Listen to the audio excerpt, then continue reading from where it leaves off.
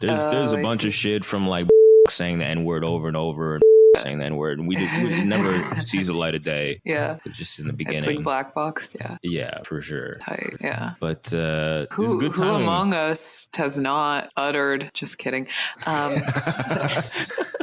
But yeah, I mean, it's good timing that you came on now. I don't know, we've had good timing with guests for some reason, but why? It's good timing because it's Met Gala shit. Yeah, but see, that's a problem because I'm going to be talking about the Met Gala on Red Scare, so I'm going to have to recycle takes because I'm a working mother now, so I don't have time to do like double the prep. I understand. Yeah. I saw you guys that you talked about a lot of the COVID stuff on the last one too. We did that too. We did our emergency episode. Oh yeah. Why was it an emergency? Because of Joe Biden's vaccine mandate? Yeah, and because exactly. we have like a 2-week delay now on episodes because we want to do the least amount of work possible for the most return. So we have a 2-week delay, and there's like a week to like set it up, and then there's a week for like early drop on Patreon for people. But because there's a 2-week delay, if we start talking about COVID, mandates now, all panicked and frantic, then it's going to sound like 2 weeks late. So we had to do one that's more like immediate for the Patreon people, more real time. Gotcha, and we were Fed posting a lot. We were talking about there's a lot of shit we have cut because we were doing. And people will be completely forget by the time it comes out, right? So yeah, exactly. Yeah, who knows what'll happen in 2 weeks? The upside and the downside of podcasting is that it's like a totally ephemeral, like throwaway medium. So if you do say the N-word, it probably won't catch up to you. If you don't say it, you may as well have said it because somebody will like deep fake it. Yeah, they'll deep fake you. Yeah, exactly. They'll deep fake me saying the N-word. I am like dreading that when that moment comes. Is it just a matter of time? Probably, yeah. That's what I think. But I don't know. I mean, I shouldn't flatter myself also. Well, I've said the N-word on here a couple times, but that it's different for me. But aren't you kind of black? Yeah, a little bit. Yeah, it's how black? Like, are you as black as I am Jewish? Okay, that's okay. You got the one half Jewish, or? No, I'm not half Jewish. I'm like less than that. You're less than that. Okay. Yeah, people are always like on my dick.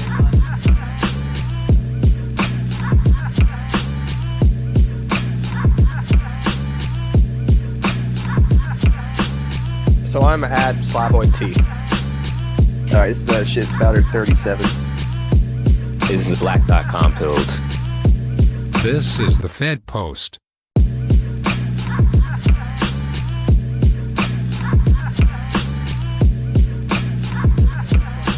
Jewish? Okay, that's okay.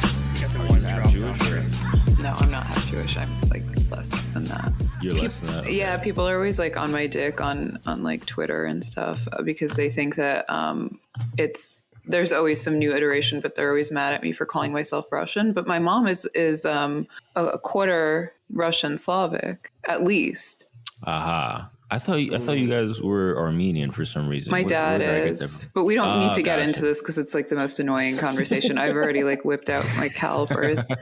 Yeah, you've already actually sent us your genetics test. Yeah, my 23andMe, like 1% Finnish. You just upset all our Wignat fans. They're really upset now. That's good for them. Well, how do they tolerate you? I don't know. It's very strange. It's very strange. They want me to have kids. I think CRK is kind of considered a work in progress amongst them. They're going to turn me white. They're waiting on you to come out one day and just be like totally pilled on the JQ, and they're going to be like, "Finally, I knew we could do it." Right. Yeah. They want to crack me. They see me as an open vessel because I don't have an ideology. So they'd like for me to be like, yeah, this is the most convincing one. Yeah, I think ultimately, it is the most convincing. But people that hold those types of beliefs are like looking for the people who are in the group of people that they dislike or they hold some sort of ire towards, to be like, oh, actually you're right, and my group of people is fucking bullshit. Like, I think that's kind of what they're attracted to you for, CRKs. They're waiting on you to come out and be like, oh yeah, actually fuck those blacks, bro, blah blah. And they'll be like, oh hell yeah, dude, look, he's even saying it.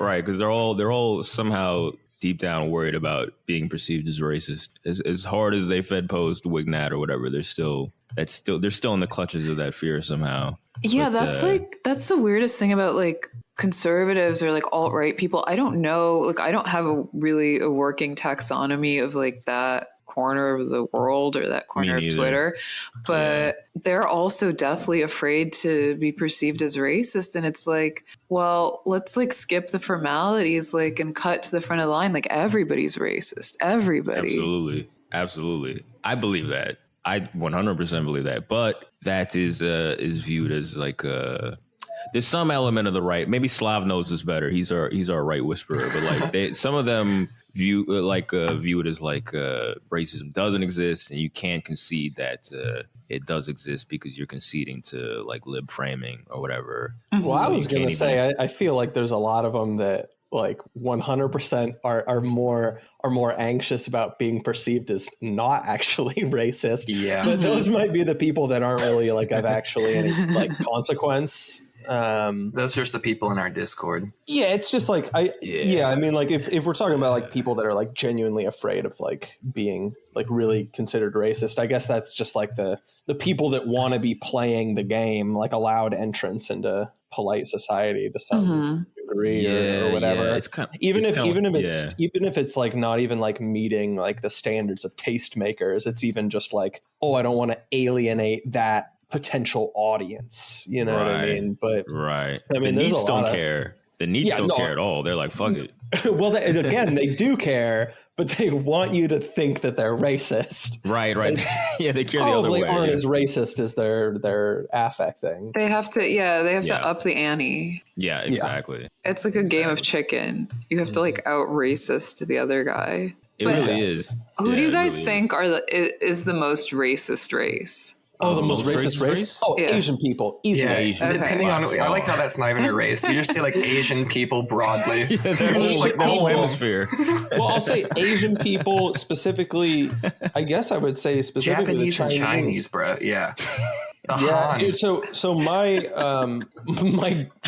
well, actually, I'm not gonna. I was gonna say I know somebody that lives in Japan, and just the amount of shit that I hear from them, just like looking for a new place to move, and just outright being denied the ability to like rent at a place because they're like, yeah, no, you're white, like I don't want you. Well, that was going to be my next question. Are they gaijin or not? Is that how you say it?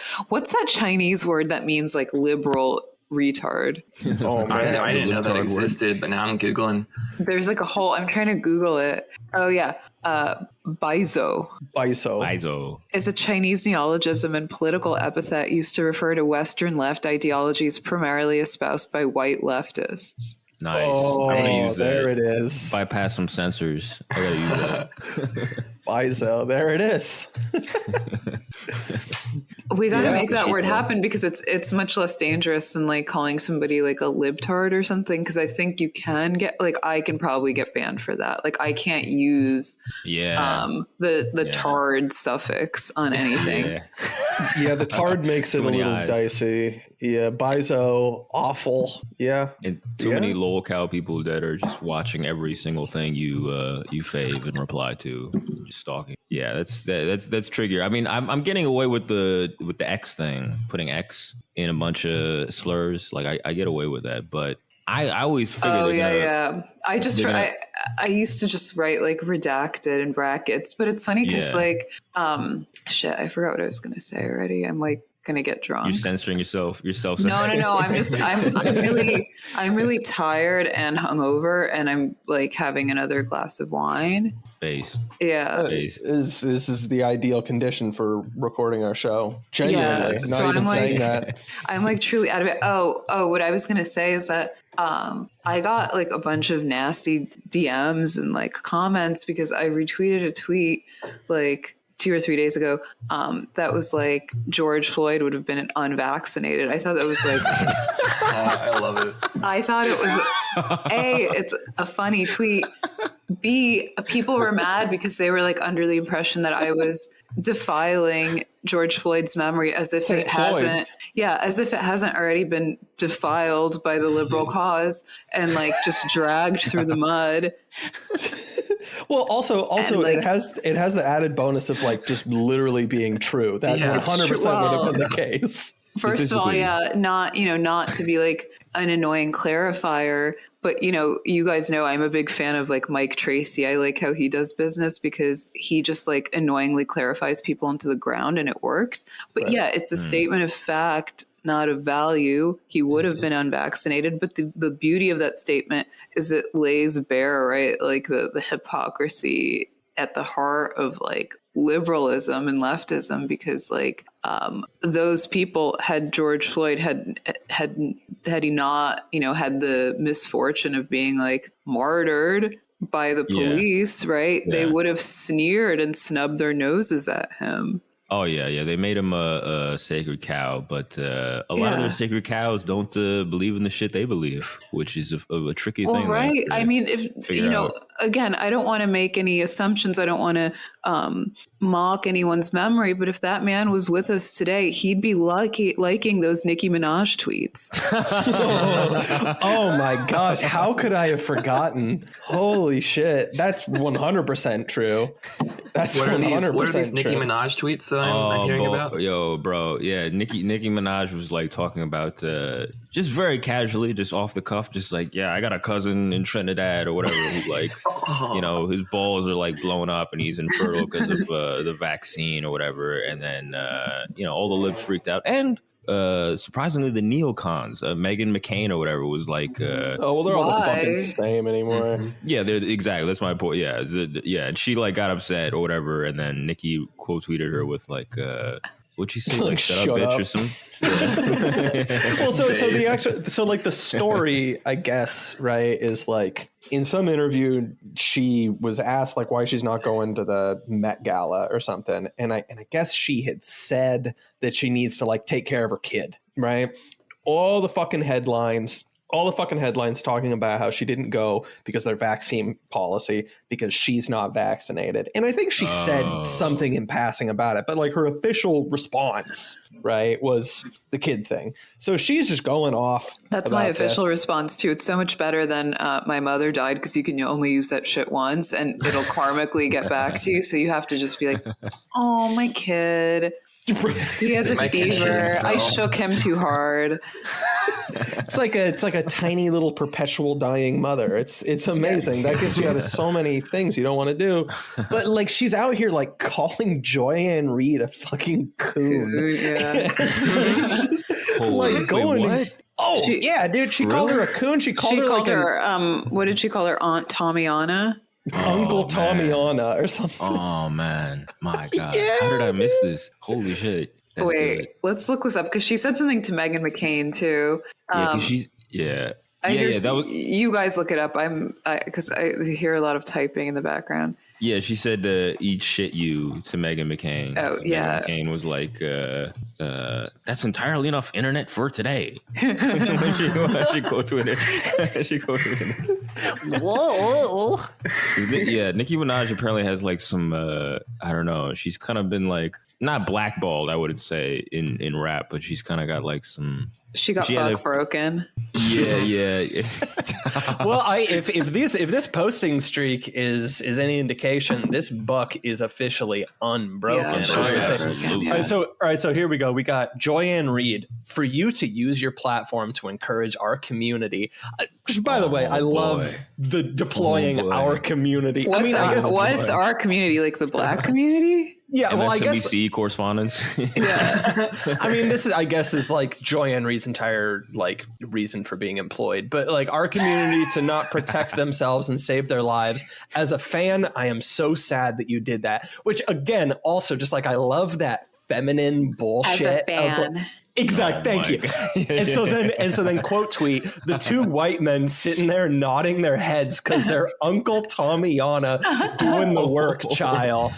How sad. And I want to emphasize, I think the how sad has some like Trumpian undertones to it. Yeah. I appreciate quite a lot. Yeah, it's super bass. Yeah, I mean she's sort of like, I guess because she had that beef with Cardi B or whatever, she kind of got like construed as like the heel or whatever. She was saying like I'm being made out to be a heel or whatever, like a bitch or whatever. But but this is good. This is good. I like this. This is good. This is like her like rising like a phoenix. Yeah, from the ashes of the unvaccinated moment. Yeah, it's like going the Azalea Banks route. She's about to dip into a whole new demographic for her fan base. I'm so stupid. I'm like looking at her Wikipedia because I'm such a female. I'm just like, oh my God, she looks so pretty in her Wikipedia photo. I love Nicki Minaj because she's like legitimately like talented and very funny. And you know that song "Still I Rise" by Nicki Minaj. No, I don't. It was like one of her kind of like early when she was still kind of like up and coming, hadn't like earned her place. Yeah, it was like from I think it was on one of her mixtapes, but I heard it on like a Lil Wayne mixtape, and she was the first one in 2008 or 2009. The first verse was like coming down on like haters and Redditors, like proverbially. Not real Redditors, but like proverbially. Proverbial Redditors. Yeah, and she talks about how all these people like talk about like, you know, like they ask about her nationality. They like say that, you know, she makes them sick, and she's like, well, why are you going online like leaving comments about me, basically? Yeah, there's a weird interaction between how rap has mostly very like, well, they've shifted like a white suburban fan base, and like, yeah, there's like a weird interaction where these types of things interfere, where if they're really like just straight, like she's from like Jamaica, Queens or whatever, like then there's a lot of some cultural gaps, like the baby, like him saying fucking what he said about don't come around me if you have AIDS or whatever, like. Which was funny. It was funny. He was just trying to like amp up the crowd.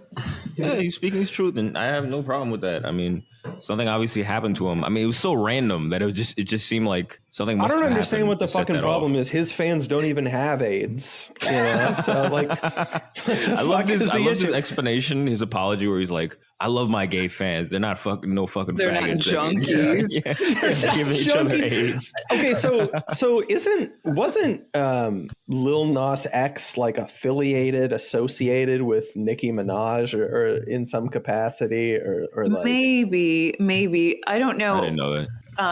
But the whole DaBaby thing, I mean, we covered this on my pod already, so I'll keep it short. But basically, like, every kind of major news outlet that picked up the story, like they copy pasted it from another outlet, and it was like a cascade of like a shitty game of telephone. But the thing with him, right, is that like the characterization was that he went on, like spun out into a homophobic rant, and it's like that's clearly not what happened. He was clearly having a good time and like hyping That's how we all up get when the we're crowd. drunk and we're having fun. He was like on stage. A homophobic rant. He wasn't spiraling homophobically. It wasn't like, what's his name? Galliano. Remember when he went on like an anti-Semitic rant? You guys don't know this because it's like an inside baseball high fashion thing, but like this designer got fired from his brand because he like went off on this homophobic tirade, and now he's back, or anti-Semitic tirade, sorry. But same thing. Yeah.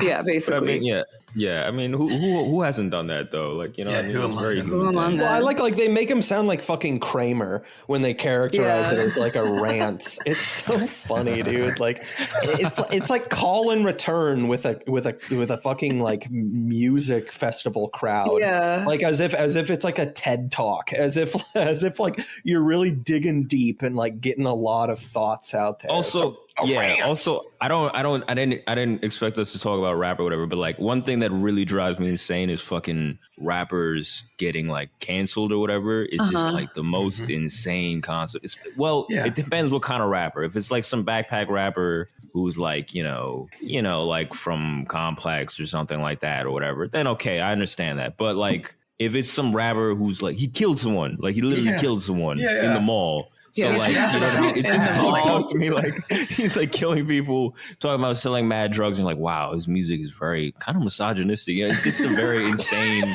thing to me that I'm so sick of hearing about.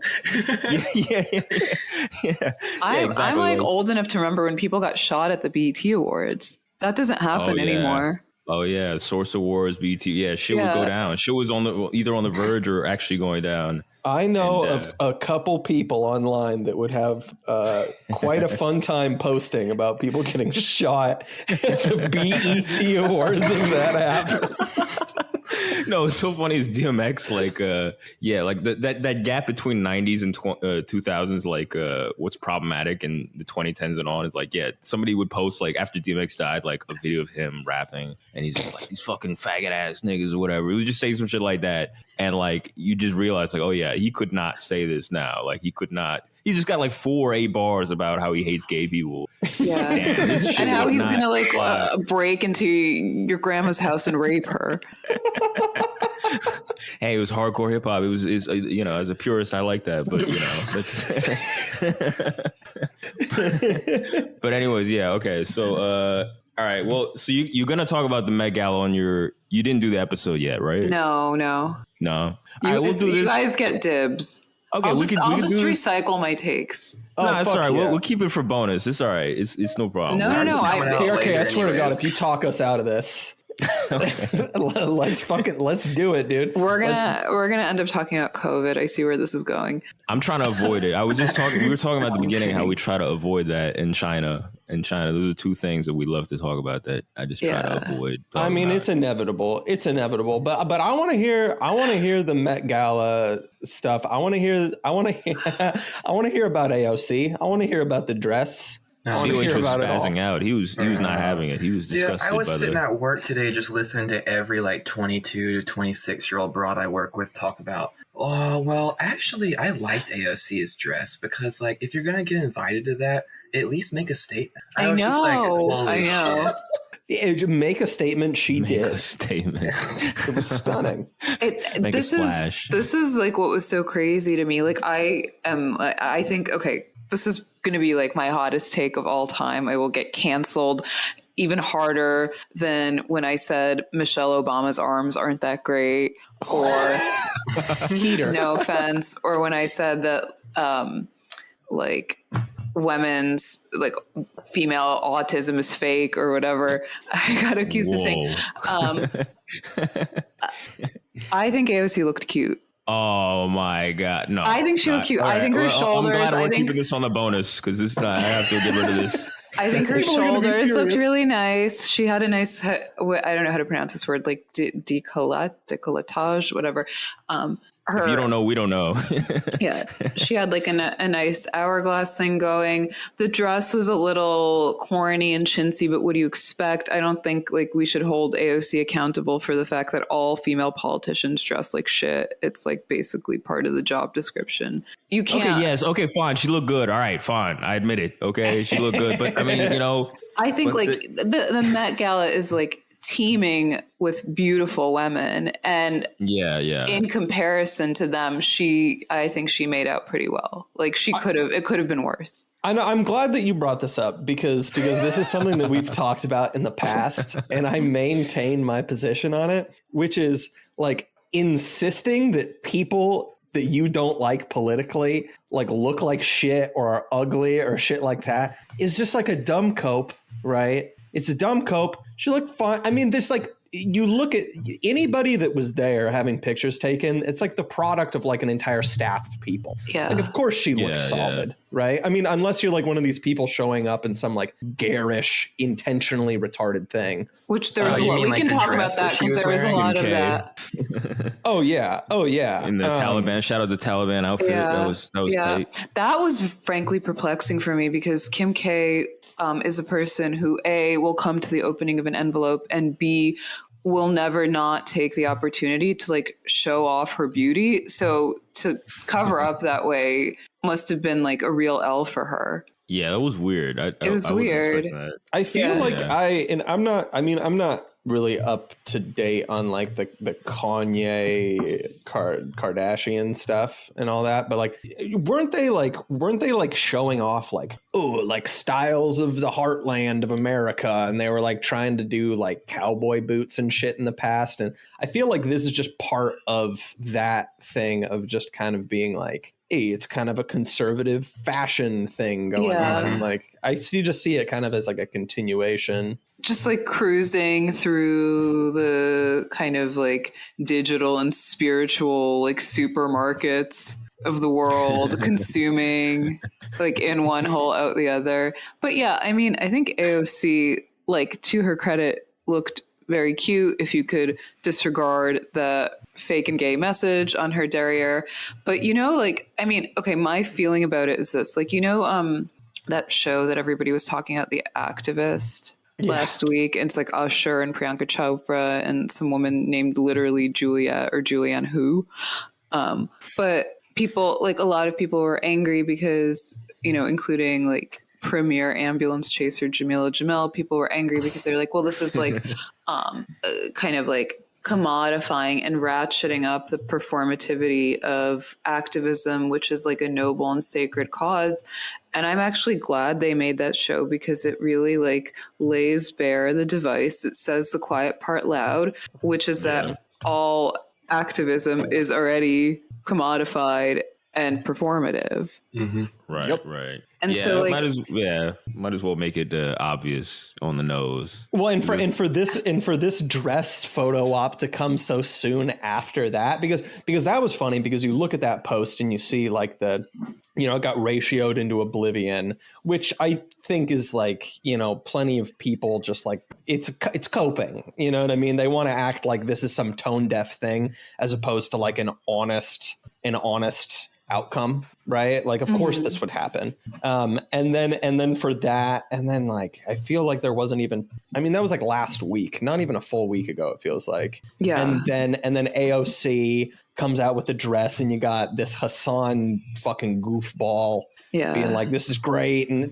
they can't even help it. Like, I don't know. I don't want to go off on some like crazy uncle rant, but it is just like funny how the difference in responses to it and just the tone deafness. I didn't see that. I didn't see that argument that it's tone deaf. I kind of missed all that. I just saw a lot of leftists like just doing the irony thing, because that's all they can do is just like, she wore this dress. That means she's not a real socialist. Oh, that means, like, that whole like the Will Maneker tweet with the Gossip Girl reference, and it's like, it's a typical leftist position where they can't be overtly critical because they risk like alienating a large part of their like audience who is still like credulous enough to believe that she's a socialist firebrand and not like the next iteration of like establishment politics. But and then they have to throw in kind of like a red herring, like to get you off of their trail, like,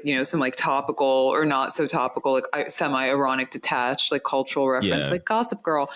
I'm not trying to knock on anybody, obviously, but like it's very frustrating because like, it's always like 4 years too late. Like you must have known all along. But I mean, but to make a long story short, it's like, the other thing is like people, the main criticism, like my main criticism of AOC was really never about her as a person or as like a politician even, it was about her as like an avatar of the principle that all American socialism, and particularly all socialist activism, is a democratic LARP. It's meant to ferry votes and resources into the Democratic Party. Yeah. And AOC is, I mean, you guys don't need me. I'm like preaching to the choir, and people will say like, well, I haven't seen any substantive critiques of AOC, of, what she's done or hasn't done, only aesthetic ones, but that's it. I mean, she's purely aesthetic. Mm-hmm. Yeah, it's funny because I think the best of the leftist argument is to be like, I have an even-handed criticism of her. You know what I mean? I don't completely dismiss her. I just critique her at the right moments. You know what I mean? But overall, she's net good or whatever. That's how they kind of toe that line of knowing that she's a complete clown, but they can't say it because she's their. She's the face of them, basically. Bernie's gone. He's pretty much in the grave. So, it's pretty much her. So they have to, they're wedded with her, whether they like it or not. I mean, they endorsed her early. So, I mean, they're stuck with her. And this was like the Ben Burgess take, which was like, she's a clown sometimes, and sometimes she puts her foot in her mouth. But overall, I fail to see how she's not a net positive for the movement. Yes, net positive. That's what they love saying that shit. They love saying net positive, and I'm just like, Well, I agree. I'm like ready to detonate the vest when I hear net positive. Yeah. I mean, I agree. I mean, I'm glad that she's their face, because it's easy to criticize, because if they had a better face, it would be a little bit trickier. But she's so on the nose, like this stuff, like that just happened. This is something that could happen, and like I don't know who it surprises. It didn't surprise me at all. I mean, it's very easy to just point to that. All you have to say is AOC, and it's very easy to dismiss the left. Yeah, and then she'll go on some like Twitch stream and be like, guys, it's not. When I say we have to tax the rich and criticize rich people, I'm not talking about doctors or lawyers or people in teachers' unions.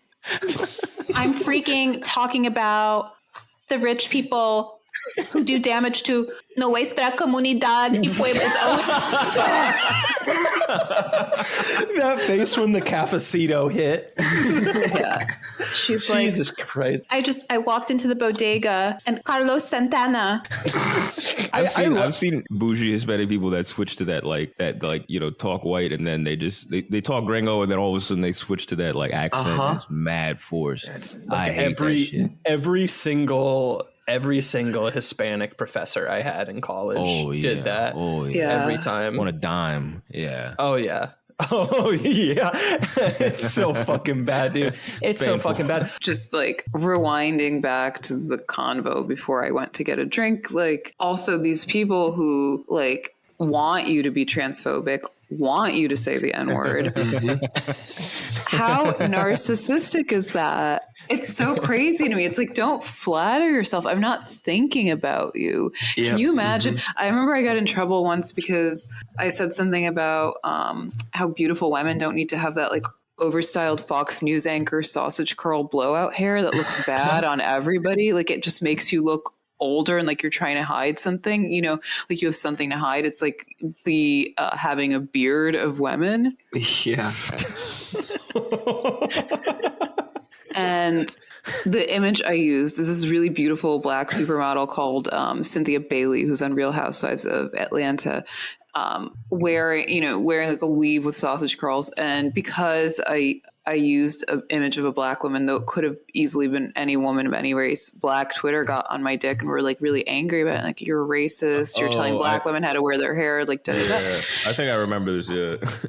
And I had so many tweets from like these girls being like, well, how are you going to rectify that you clearly spend all your time seething about the superior beauty of black women? It's like, I literally don't think, this is way before I had a child or whatever, but like nowadays I literally don't think about anything but my kid, like I don't give a shit. I wish everybody like a life of maximum respect and dignity. And I don't think anybody should be like pursued or persecuted.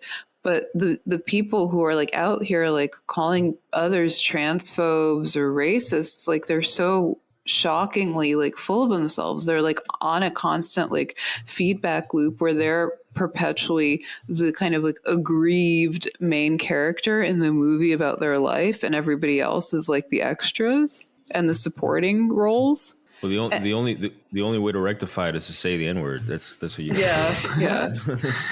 they want you to commit to it. I think that's something that really irks a lot of wokies is if you're. I think the thing that really drives them insane about like people like us or in our sphere or whatever is not claiming like the hard right or claiming racism or whatever, and like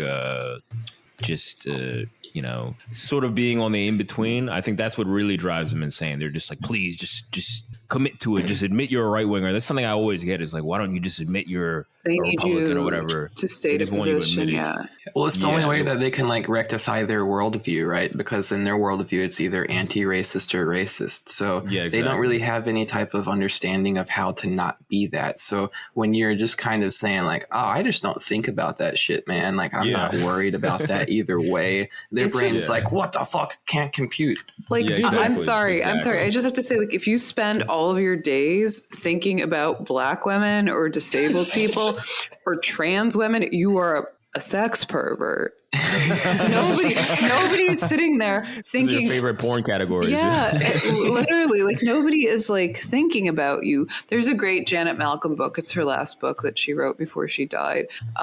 she's like my Norm Macdonald that I like really felt as a tragic loss. In the book, the title of the book is called No One's Looking at You. And it's like literally no one cares. That's the problem, I feel like, of this day and age. I'm like a little drunk, so I'm going to be on my little like messianic moralizer tip. But like that's the problem in a nutshell. Like people desperately want it to be true that others are thinking about them because nobody is. And it's much more painful to live in a world that's indifferent, not hostile. People would rather be the target than the collateral. And guess what? 9 times out of 10, you're merely the collateral of like these vast, complex processes that frankly have nothing to do with you or your lived experience. That's a fact. That's a fact. The David Wallace thing of you'll stop caring what people think about you when you realize how seldom they do. Like just like how shattering that must be.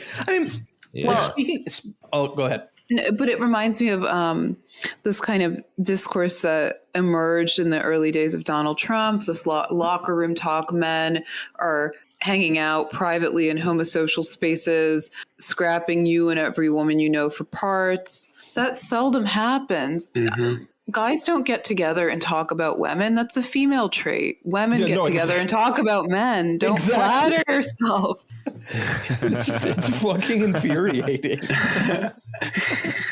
No, yeah, that's totally true. It's like I feel this with a lot of just identity politics in general. Is that everybody's it's the victimization thing. Is that they think that these people are the cabal is like in some shadowy room plotting against them and them alone, like NB people, like NB bi POC, they're plotting against them. It's like, what the fuck are you talking about, bro? Get a grip. Yeah, like, they got the they got the magnifying glass out, and they're looking for like the 2 NB trans whatever the fuck's in the country to make their whole plan against. They're just like, where are they? Where are those sons of bitches? We gotta hurt them. And I feel the same way like about the Wigness. I mean, the Wigness is a little bit triggered because there's more of them, so there's a little bit closer to the truth just by volume, just by numbers. But even them, it's also like, bro, they're not thinking about the white race to eradicate you. They're not thinking like that. They don't give a fuck about you. You're just exactly what you said. You're collateral. I always try to emphasize that when I like talk about politics. Like you're collateral. They don't care enough about you to have some like super rigged up scheme about it. They care when it's useful. Nefarious and sustained and systematic campaign in service of your personal destruction. Just to destroy you for its own sake, for no gain to them. Like that type of fantasy where it's like pure evil and they don't gain anything from it. Like that's not true. They're gaining something from it, and you're just the cost, and they don't really care, and that's really it. And they don't want to think about that because that's like you said, it's a lot more bleaker. It's a lot more bleaker to think that you're just collateral. Yeah, it's much sadder and more mundane. It's not as epic, and it's like, okay, like I feel like that's, very often, like not to get too deep, it's like I feel very kind of like alone in this way, which is my own personal like negative narcissistic campaign, because it's like I was buck broken at a very early age. So I don't suffer from delusions of grandeur, but I don't suffer from delusions of like whatever baseness or whatever the opposite is either. Like, I remember my father said to me, like, when I was a little kid, like, you're a speck of dust on the face of the earth, make of that what you will, essentially. And I think that the craziest thing, I mean, this is like a good segue into Yorvin and what he says, because I forgot where I was going with this, but basically, like, I think everyone on every side wants to believe now that they're more important than they are. Yeah. Of course. And I think the Met Gala, if nothing else, it's like, if nothing else, the Met Gala proved kind of finally and definitively that even celebrities are not important. Nobody cares about them at the end of the day. You have these crazy fandoms, people with like, I don't know, like 10, 20, 50 million followers, and they're out there posting like desperate nudes and thirst trapping because nobody cares about them at the end of the day.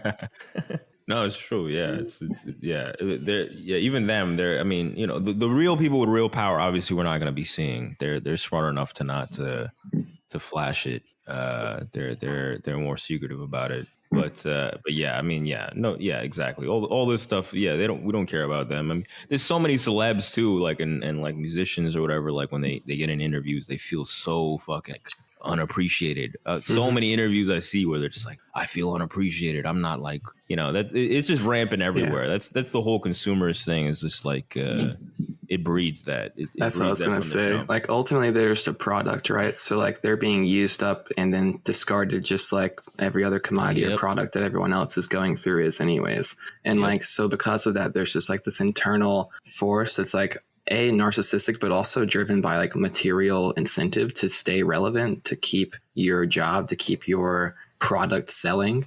So then they just keep going into more depraved things, or more like shocking values, or more, whatever it is. Yeah, and before you know it, you're like threatening to show hole on OnlyFans, except you never do, because it's all like whatever close of our armpits, as somebody said. But like it's like that to me was sort of the crux of what Yorvin was getting at. I think like there was this reminds me of another type of sign that I've encountered recently, which is like I feel like this generation's version of the coexist sign. It's like that kind of black banner that says like science is real, Black Lives Matter, no human is illegal, love is love, which is like the weird wild card. Like what? Okay, NAMBLA. They're throwing that one in. Women's rights are human rights. Kindness is everything. And I think Platitudes. like crazy. And you see these like yard signs everywhere you go now. If you like leave the city, yeah. I'm gonna like dox myself as like a Hassan Piker ass bitch and say that like I was driving around like with my baby daddy looking at properties because we want to like buy a house so that our kid can not have degenerated motor skills and can like run around in a yard. Everywhere you go now, people have these signs. Yep. Yeah. And it's like, well, what are you trying to broadcast? That you're like a good and charitable and open-minded little liberal. And like, that's the thing. This is the first time I've really heard it articulated. Like, I think Yarvin on the Tucker episode said it really well. Where he talked about basically how when he was talking about like college admissions essays, when kids say kind of like mindlessly in this like rote autopilot way, like I want to make an impact, and then of course they probably launch into their immigrant experience or whatever. But what are you saying when you spew all these platitudes? When you say like I want to make an impact, I mean essentially you're saying I like power and I comply with power. Oh right, yeah, he did say that. Yeah, no, that yeah, he's right. He's right about that. Absolutely. I remember him saying that. Yeah. That's completely true. It's just it's signaling because you want to align yourself with the powers that be, which is completely. It's almost it's like the neoliberalism thing of like decentralizing command to be like, instead of it being like a strict handed down thing, you need to do this and you need to do that and whatever. Instead, you're trying to like do it yourself and like self optimize and that thing. And so they have put all these metrics to like keep you self testing and all these things. But those very tests that they use to try to gauge whatever type of like acumen that you may have that they're looking for, those very tests are the things that are depleting that acumen in the first place, because of the fact that you're trying to direct that towards just satisfying these base tests and these base things that they're metrics that they're using to determine that. So instead of like actually making an impact, you're just going to spend your whole time navel gazing on how you can write about how you want to make an impact instead. Yeah, I mean, and that sign is literally the AOC Met Gala dress of signs, because it broadcasts like the same sentiment. And that's also why they get so mad at you when you puncture that veneer. Yeah. Because, you're laying bare for them that what they're saying is like, I'm obedient to the regime. I also like that Yarvin said like, well, it's the most common thing in the world. It's like the most numerous thing in the world. Right. People saying that they want to change the world. Yeah, that they want to make an impact, that they like, do you like, this is another thing that I never got, about BLM. And I remember early on in the in the kind of second iteration, like BLM 2.0, like Summer of Floyd, people were like, there's a lot of talk about how BLM, which was a genuine and grassroots movement, was being co-opted by multinational corporations. And this was always like very preposterous because there was never any way in hell that it was anything but like a top-down ideological like propaganda. And like always from the start. But, you know, my very like simple and arguably retarded question was like, do you have to say Black Lives Matter? Aren't you telling on yourself if you have to make that explicit? Yeah. I've met some like woke white libs in person who will say some things like, you know, it's okay to be Black. Like they'll say this shit. I swear to God, yo, bro, I can't make tell this yourself up. That, buddy. Nah, I can't make this up. Like they'll say this shit. I'll be like, damn, man, that's mad racist. Like that's like a definitively racist thing to say. Why are you saying that shit? Like you don't even need to say it. Well, and the crazy thing is like if you meet the guy who says, well, actually, it's not okay to be Black. I hate Black people. It's not okay. It's not okay. You have more of a shot, believe it or not, of winning that guy over. Yeah. To your cause. Like dead ass. No, I'm serious. Like it's easier to like break bread with racists or with like self-acknowledged racists than it is to break bread with like latent racists. Of course, because it's coming from a place of honesty. There's a bunch of racist people that follow me and love my account, and they know I'm not white. Well, and I think like with COH, oh, they're flattered. Well, I think the thing with like white racists, well, with all racists, but white ones being the most kind of dominant, hegemonic kind, is that they love minorities who affirm their worldview. Mm-hmm. Oh, yeah, yes. The token. Mm-hmm. Yes. What you mean politically Black people. To like what to what like COH just said about like there's an honesty to that guy who just has like explicitly racist views, right? Mm-hmm. Like for sure. It's the same thing as if you were to talk to somebody who's skeptical of, you know, any mainstream political narrative, let's say COVID, for instance. Yeah? Mm-hmm. Pulling one out of the ether here. COVID, right?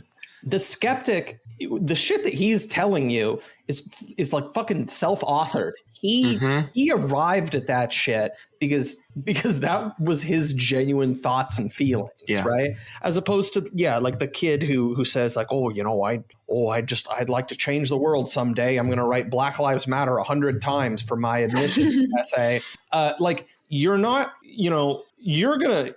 I wrote "woman is the poop of the world" on my college admissions, and they let me in anyway because my dad was a professor there, so they had to. Yeah, like the former is easier to talk to than the latter because the latter you're not fucking talking to a person. Yeah, like the shit that they're saying to you. Isn't it's algorithm based. Like I don't even want to say that it's not an original thought because that's like doing it a disservice. Like you're talking to a fucking Leviathan. No, it's like a hologram, bro. It's like honesty on the interpersonal level is almost like a way of like unearthing the real, you know what I mean? Like in digging through the hyper reality and getting through all the fucking just like simulation and all the signaling and all of this. Like it's, if someone's just honest with you about what the fuck it is they believe and what they do, then that's a lot easier to like get on the same page with and dialogue with or find common ground with or even just digest than someone who's just like painting this very, very, very larger than themselves image of like, you know, just like various signals that they've decided that they want to put out and various things that they've like consumed and they think they want to regurgitate. Like it's the same idea as like with like how COVID and all that stuff is kind of unearthing like the real, you know, inequality within our system. It's like, it's a lot easier to deal with it when you actually have the real there and it's showing and it's actually prevalent instead of having to like try to grapple this like fucking hologram, this like super crazy hyper reality thing. I'm also like super surprised that there was not a hologram of Breonna Taylor in attendance at the Met Gala. They have a hologram of her Floyd. Right, they have a hologram of her sleeping in her bed, and then some cop coming in and shooting it. Yeah, people are still saying that shit, And that got debunked, right? Like she wasn't even. I don't know. I don't want to talk about Breonna Taylor. No, we don't have to go there. They do I will say though, they do a little hologram of George Floyd doing his little like shuffle at the counter. That'd be pretty good. With that type of stuff, I'm not interested in the specifics at all. I don't give a fuck if she was sleeping. I don't give a fuck if she woke up and fired at him. I don't care. The difference is the fact that like we have these people. No, that's all that matters, COH, is the tedious legal arguments. I like some of that tedious shit just for like iconoclastic reasons, you know what I mean? Because they make these saints and like and like, you know, they're you're accepting their framing. You're accepting their framing. I'm fucking not. You're trying to uncover the real there, Slav. You're trying to dig through the hyper reality that they're projecting and trying to get to the real. I just like to shit on their playthings. That's literally all it is. Okay. That's one way. That's like the other side of the dialectic, right? And that's a way of like trying to recenter it back to a place that's like not just complete bullshit. Yeah, sure. Like, I mean, I just like to bother them sometimes, but it's dialectic too. That never gets old. That's a pastime. That never gets old. Eternal struggle. Yeah. But I have a lot of optimism though, because like, you know, you were saying that like you had all these like girls in your office who were like, AOC made like a radical statement or whatever. And I woke up this morning, I was like, you know, kind of like numbly, disassociatively glancing through my like Instagram stories. And a lot of them were like, yes, queen, go off. Because it's crazy because my Twitter and my Instagram are like two different microcosms, microclimates. Many such cases. Yeah. Like, and it, you know, it's crazy. It's like, you go on a Twitter and it's like people being like, well, define your position. Define your politics? Are you a leftist or are you going mask off NRX? You cited Curtis Yarvin. And then you go on Instagram and it's like, oh my God, you're so beautiful. Yes, queen, your baby. Oh my God. And you go on Reddit and it's like, we hope you and your baby die. And it's like different. There's like different registers. The different levels of hell. And you but I was, like the different circles of like purgatory. And it's like, but I was very surprised because a lot of, you know, I was talking to somebody who shall remain unnamed, who is like a pretty prominent and famous person. And she was miffed and freaked out about the AOC dress and the Met Gala and all that stuff, and had a totally like, I think like refreshing, commonsensical approach to it. And I think there's more people like that than you think, the, you know, so-called silent majority. It's like the abortion thing where like, as it turns out, you know, I saw this tweet by this woman, Lauren Euler, who's a fiction writer and a book reviewer. And she had a tweet like to the tune of like, well, a lot of, you know, the reason that a lot of these like pro-choice positions and laws aren't fully defended is because liberal women are actually quite squeamish about abortion and feel some type of way about it. And she was saying this like negatively, critically, and I was like, no, that's good. It's good that like liberal or libtard women have second thoughts about treating abortion, you know, to quote the Louis C.K. bit, as like taking a shit versus as taking a life. It's just like eating candy. Like, who even cares? And it's like to have people show some level of like thoughtfulness around it is a white pill, honestly. Yeah, but I have like, of course, like I have no beef with this girl and I'm into what she does and whatever. But like, you're like, reading this tweet and you're like, this is like a level of untruth and unreality. Like, you need to peel back the layers of the onion because you are programmed like thoroughly. And that's always shocking to me. But also what's shocking, like on a positive note, like on an optimistic note, is a lot of people privately, secretly don't, you know, buy this shit. They don't subscribe to it. Oh, yeah. Well, all right. Well, I guess there's either time for one more topic or I don't know if you guys want to talk about the boosters thing. Do you guys want to talk about that? Or? Let's talk about the boosters thing, man. Boosters, Let's fucking talk about it, dude. I'm not getting a goddamn shot. Anna was talking about crunching the numbers, and I was crunching the numbers too, especially on that emergency app. SLAV said that the 5% thing, only 5% have died without comorbidities. Which only 5% came into the hospital for COVID specifically in the first place. That's what it was too. Wait, 5% of people who tested positive for COVID in the hospital. No. We're very quickly just dicing this up. It's telephone game. We're doing misinformation. Oh no. Yeah. I'm the source for Fed Post. All right. Yeah, that's not good. I know it really fucking isn't. Out of all the numbers, right? What we're at like 600K of COVID deaths. 650, sir. COVID deaths. I mean, as of, I have the number right here because I was sitting there like in the park. Let's hear it. Crunching the numbers. As of September 8th, it's 609,537. I don't know how to pronounce it. I'm so drunk. I saw NPR say 650 or something. Oh no, it's total. No, it's 643. Oh, 643. Okay, perfect. Sorry. Okay, so take that 643, right? 5% of that is just COVID. Like 5% of that is. Oh, go ahead. That's for real. I crunched that. Like 650 out of the 333 million population, that's 0.2% died of COVID. And then when you do that 5% that SLAV was talking about, that no comorbidity, it's purely COVID that killed them. That comes down to 0.1%, which I checked the numbers. You know, I don't really do this. I don't like to do this because this is lib soy jack shit. I don't do this. But I checked the numbers. 2018 seasonal flu, 0.1% was the death rate. So neck and neck. Literally the same. And then do with that information what you will, but yeah. What I was talking about actual hospitalizations and not deaths is from the Atlantic article that came out just a couple days ago.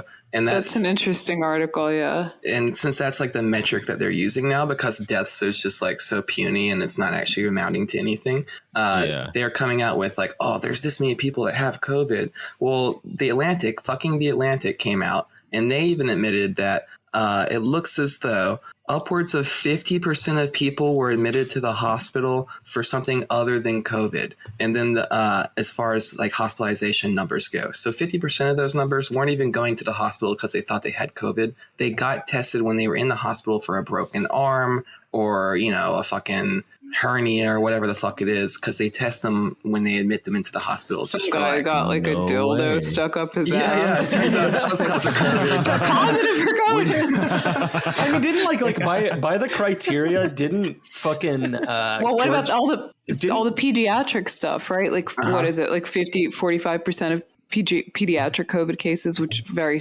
rarely, like negligibly end in death. Like half of those were for like people brought their kids into the hospital for something else. Anyway, sorry, what were you saying? Oh no, I was just going to say, didn't George Floyd count as a COVID death just by that stupid bullshit? I was actually just about to say that earlier when you were talking about the vaccination thing. It was so funny to me because I was thinking that the response on the right would have been, well, yeah, that's why he died anyways, is because like from neocons would be like, yeah, because he's dirty, he didn't get vaccinated, so he got COVID and that's why he died. It wasn't the police officer that killed him. It wasn't the knee on his neck. It was a combination of the COVID-19 virus and the high levels of fentanyl in his blood.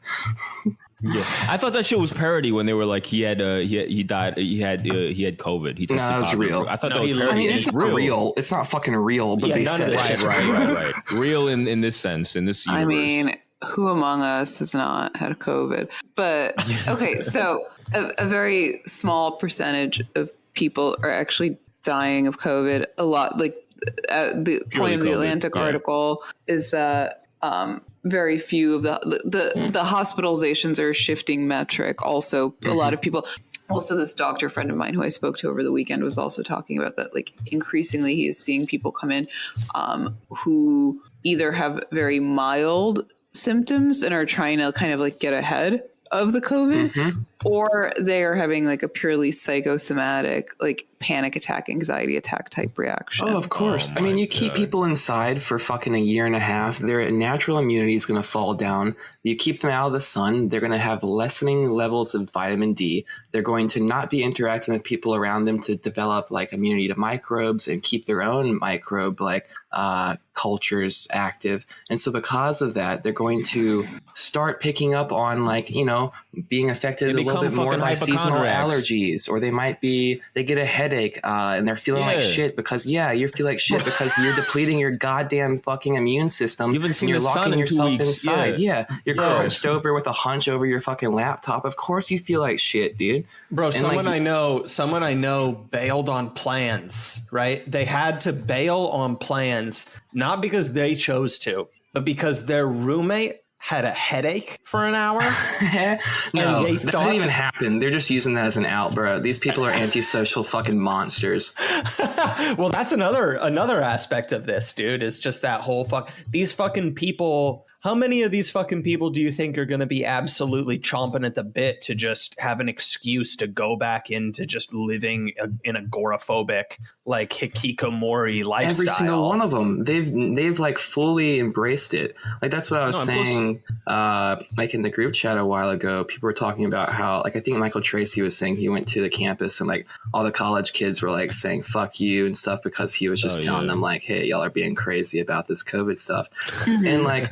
Of course, because like most kids and young people have antisocial tendencies. They're highly narcissistic. They're borderline autistic. So these people don't want to be involved with personal in-person interaction anyways. They don't want to be seeing people. So they would rather live this type of life where they can be their agoraphobic self, where they can interact with people only through scheduled, very, dissociated types of communication that's through a screen where you could just like turn it off at any time, or you can just like go out of the view of the screen, or like you don't have to make eye contact with the people and this and that. It's literally just like reinforcing people's inherent autism, and it's like a reinforcing cycle on both sides of that. Well, like, yeah, and God forbid they go out and meet their friends or family in like a non-hyper controlled, hyper vigilant situation. They might fuck around and have a good time. Yeah, they might say the thing that goes against the state-sponsored orthodoxy that they've been just chopping down on because that's what they actually believe, and so then they're caught with the catch-22 of being a hypocrite as well. Yeah, I mean, yeah. This is what I said like a year ago when this was starting. Was I was like, yo, I bet a bunch of these people that are going to the hospital are people that are fucking paranoid. It's like the toilet paper panic. Remember that shit when it was like I remember thinking like, all right, you don't need to do this. You're creating a shortage off of fear alone. So it's the same thing with the hospitals. I figured was there people going there who think I have a cough, I have the flu, I must have fucking COVID, and you're going there when normally you wouldn't call it. So what are you getting? You're getting a fucking bottleneck effect. And this other shit, like they admitted, like this comorbidity thing, they admitted that they're counting deaths that are dying of other things. Where they the fuck did the flu? It as COVID. Where'd all the flu deaths go, bro? And the flu deaths are gone, right? Exactly, yeah. The toilet paper thing was also like a beautiful metaphor for like how the American economy functions in general, since it's become like non-productive and like kind of like an auxiliary, like an attaché of the stock market. Like it's all like expectation. None of it is real. It's all made up shit. None of it is real. It's all abstract, financialized. Yeah, shit. it's all like speculative, like expectation based. And I mean, I remember that. I remember like the great ventilator panic. Everybody was stockpiling. Well, now it's ICUs. Which, surprise, it turned out to be that they're actually like not that great for you. And that's what was killing people. Yeah. Yeah, I don't know. I'm fucking sick of this shit, dude. Now they're trying to tell you, the unvaccinated people are causing the ICUs to clog up, blah, blah, blah, blah. Meanwhile, it's been 20 fucking months and they haven't increased capacity. They haven't done any type of infrastructure improvements to try to make it larger, like increase beds. And also they're firing fucking nurses left and right and dragging their feet on the hiring process for more nurses. And they're putting arbitrary hoops to jump through for becoming a nurse. And they're also saying, you're not even going to be able to work in our hospital unless you're vaccinated. So they're firing even more people. What the fuck are you doing here? You're creating this like ICU scarcity, like they create the scarcity in the economy, like they create every other fucking form of scarcity so they can further fearmonger and profit off of it. Yeah, I mean, I'm fully convinced on the slippery slope route of this whole thing. And I mean, for anybody who thinks that it's not going to get any crazier, I just ask, did you see this? Did you see it getting to this point? Did you see it getting to this point? No, of course not. So, I mean, Australia, if that seems extreme to you, that's going to happen here. It's going to happen here. You're going to need a digital vax passport for your 15th booster shot to go into the fucking grocery. It's going to happen. Okay, my question is, what are your predictions? That's so I can recycle your takes and use them on my podcast. Well, I just gave it. That was paywalled a minute ago, but I just gave it and gave it now. So yeah. But I've also been ranting about this like a schizophrenic 24/7. So it's not really. But I guess my question is like, what form does it take? You know what I'm saying? Like, because everybody has. I think everybody wants to jump to like the kind of like gas van concentration camp type scenario, and I don't think it's going to go down like that. I think it'll be stratified society a little bit more so, as far as like there'll be alternative options for those who are unvaccinated, and then there'll be the main, your go-tos for everyone else. The alternative options will be slightly shittier. They will be harder to access. Right. They will be, not providing the same level of service, blah, blah, blah. But within that, hopefully, maybe there will be some sort of people that are trying to create some sort of like competing. I don't know. I think there's some that's going to be fucking horrible. And that's like, it's going to impact a lot of people's lives. It's going to cut people out from being able to get the basic necessities and things that they want to do to exist, or even just go out and socialize. Like that's also a necessity of life. But I think that there is a little bit of like positive there, is that it's going to maybe force people. I don't know if it actually will. People might just lay down and take it or just get fucked completely. But I think maybe some people might try to create, like I'm saying, this kind of second level economy, which isn't going to be good. But in that, maybe people are going to try to, try alternative methods of organizing the economy or organizing their business place or whatever to try to compete. And it can show that maybe there is an ability for something else to exist. If we can show something existing alongside the neoliberal regime's main order, then I think that there's a little bit of hope that there is something else that could exist long term, and that there's other options. Now, I know that this would be forced specifically through the framing of the regime that's in power already. Like the things that are going on aren't going to be anyone's choice. Like, oh, let's just go ahead and make this second economy. It's going to be because they have to build your own society. Yeah, but I think that, I don't know. I think that it could be some type of positive to glean from that. I don't really know, honestly. I mean, but like the way that we, like all of us talk about this stuff, where we talk in terms of like options and alternatives, is already like, playing into the premise, like you have to basically like zoom out of a situation where there's like options, alternatives, like amenities, choices, like you have to constrain, limit, you have to impose limits, but this is like an impossible problem, which is why nobody's been able to prescribe any alternatives, because to limit yourself is almost like unfathomably difficult, especially when other people aren't doing it, when you're in a social context where you would be the odd man out, like the weird Ted Kaczynski freak. And to have limits imposed from above, like top down, is authoritarian, and nobody really wants that either. Yeah, I mean, well, authoritarian, like if it's something to restrict, because they're defaulting all this to the private sector. Like we're not forcing you to do anything, right? But the private sector is deciding it for you. Yeah, I mean that's the scary thing. Like federal government incentivizing of private nudging, basically. Yeah. It's like Kuklinski and Clipping Cuck, or how you said it, or whatever. It's like, yeah, they're like, we're not really, nobody's forcing you to do anything. This isn't communism, like the neocon bullshit straw man of like, oh, it's communism. Yeah, it's not communism. Yeah, you're right. It's not, Biden's not Mao. Like, it's not that. But they're just deferring to the private sector to enforce all this shit. And guess what? The private sector runs the public sector. So, I mean, effectively, they're the ones that are deciding everything. So yeah, your grocery, maybe it's not the federal government that says you can't go in there, but if the private company that owns the grocery says you can't go in, or your job, like all these companies that have 100+ employees that for now are not allowing you to have a job without a vax mandate, it's not really you know what I mean? It's like the private sector is the one that's the enforcement of what's going on. Yeah, I mean it's like the abortion question. The issue with that, like that's something that's been really bugging me out, is like the parallel between the abortion announcement or whatever, bill or law, whatever the fuck that happened a few days ago or a week ago or whatever. And then also this vaccine mandate thing that happened pretty much on the heels of that. And you have the same crowd of people that are bitching about bodily autonomy and this, that, and the other in regards to the abortions, which I agree with to a degree.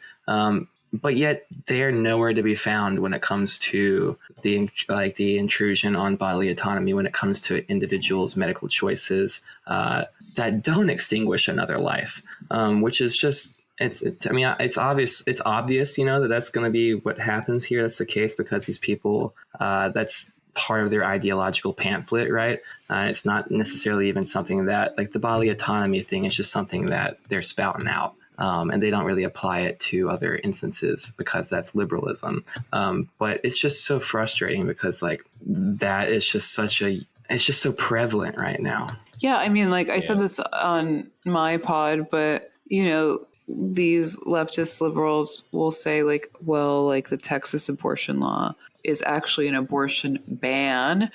But then they'll also say like, wait, what? Like Biden's vaccine mandate it's not an actual mandate. Nobody's forcing you. Go touch grass. Right. Like take a grill pill. And then you say something about it and they're like, actually, it's just a boutique issue to be anti-vax mandate. Like, and then you'll see people like fucking Clipping, whatever the fuck that motherfucker's name is. Cuckin, whatever the fuck. He is out here posting CNN articles citing a 51% majority of people that support vax mandates. 51%. Talk about a public mandate. That's crazy. I fucking love it, dude. I fucking love it. Well, it reminds me of the fucking ivermectin story that Rolling Stone put out, where like within hours people are like, oh yeah, this is all complete bullshit. But then like again, within a couple of hours, it became very clear that just nobody gave a shit that it was bullshit because like you're just going to take what you want and then just kind of jettison the rest. Right. And so like, yeah, I mean, it doesn't fucking matter that there's a contradiction there with the logic of liberalism because like one is benefiting their worldview and the other isn't. And it doesn't really need to be any more complicated than that. It's just the bias they have. Yeah. It's so funny that that argument that it's culture war. It's like, it's like this. What is it? There's a $5 trillion wealth transfer to the richest people on earth, and that's a culture war. That's culture war. It's just like the Met Gala thing or whatever. It's like or don't hate on millionaires because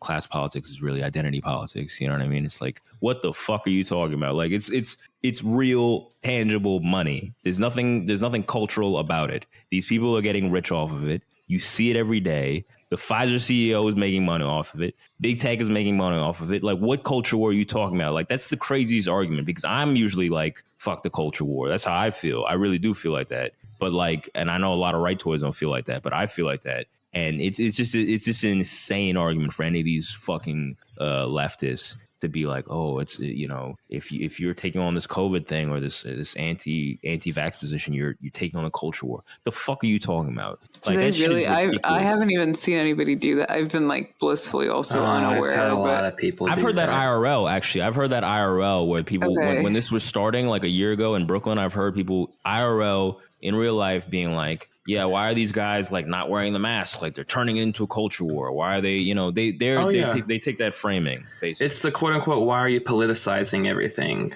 Why are you politicizing a pandemic? That is the idea there. Yeah. Yeah. I mean, everything exists as a culture war product, and like surely all of this stuff does, but like when they just reduce it to that and they say, oh, it's just simply, whenever a leftist says something is simply a culture war issue, that's basically their tell that it just does not line up with their script and they want to change the topic immediately. Like they say that so that they just don't need to have the conversation. It's kind of like the same thing they do where they just basically just like consider things gauche or like cringe, and then that's it. Like something just has like a low cultural value, and that's like the most damning thing that a leftist could say about something. Because I think like leftists, like I guess like the best definition of it is that they routinely, willfully mix up culture war and class war to their tastes. You know, they portray class wars as culture wars, and they portray culture wars as class war. Or yeah, did I say that right? Yeah, I did. no, yeah, exactly. Yeah. You can pick and choose. I mean, you can make an argument whichever way. I mean, it's a more flimsy argument. Well, they can't actually engage with the material substance of anything. So what they're going to do is just kind of tell you how they feel about it and what the affect is that thing causes. So they'll be like, oh, that's cringe. I'm not feeling very into that. That's a no from me, dog. And that kind of bullshit. And it's like, it's essentially like what we were talking about earlier, like with, well, not even actually, we were talking about this kind of on and off, but I something that I saw someone tweet a while ago that was saying how now like the news is no longer actually the news. It's just telling you how experts feel about the news. And so it's kind of like that's just how everything is nowadays. Like there's no real any type of material analysis taking place. It's all affect and it's all just emotional and ideological response to things. And then it's just like pitting those two things against each other rather than actually ever getting to the meat of the fucking issue. Yeah. No, exactly. Yeah. All right. Well, listen, I'm tapping out here. Yeah, I got for sure, bro. I got work early. No, but this is great. Yo, Anna, thanks for coming on. This is much Thanks for appreciated. having me. Congrats on the baby. You own the libs by having a kid. Much appreciated. That's good I don't know work. about that, but brutal. But yeah, thanks for coming on. Much appreciated. yeah, thank you guys for having me. Can I? Plug Red Scare. You can plug your stuff. Yeah, definitely. As if they don't know what Red Scare is, but yeah. I have a podcast. It's me and another retarded whore talking. I guess listen to my podcast, or you don't have to. I really don't care either way. Yeah, check out Red Scare. Actually, some of our podcast people might be right wingers that have never heard of Red Scare. That's possible. I imagine so. Yeah, check out Red Scare. Well, don't sick them on us. Oh God, no, I don't mean. Hey, don't if you're really interested in naming the redacted and the redacted question, you will love Red Scare. Oh Lord. Go on over and check out their Patreon. Okay, that's sicking them on them because that is some early life sections.